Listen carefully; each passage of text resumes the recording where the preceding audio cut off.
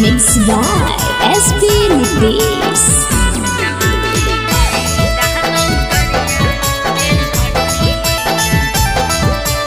Presented by Namuna Music.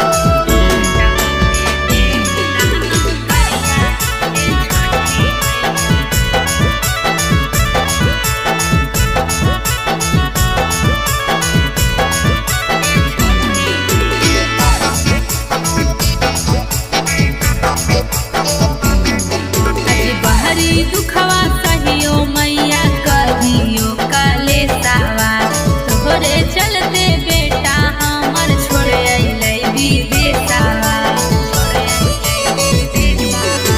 कहता हमें सहियो मैया कहियो काले सावा तोहरे चलते बेटा हमर छोड़ अइलै विदेशवा तोहरे हम घटिया पर बह जाइबो बजाना तोहरे हम घटिया पर बह जाइबो बजाना बेटवा के दे दहनो करिया रे छठी मैया बेटवा के दे दहनो करिया रे छठी मैया।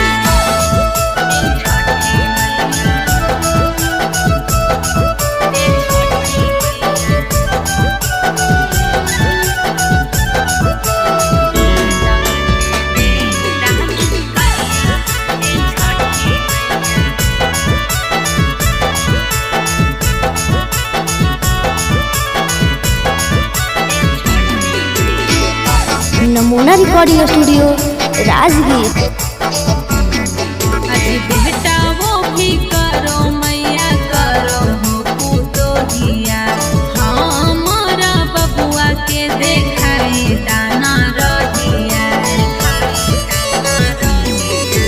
बेटा वो भी करो मैया करो हो पुतोहिया हमारा बबुआ के देखाई दाना रहिया दिला बहादुर मैया दे तो घुमा दिया जी नेहा भी दे तो मैया तोहारो घुमा दिया जी बेटवा के दे दहनो करिया रे छठी मैया बेटवा के दे दहनो करिया रे छठी मैया।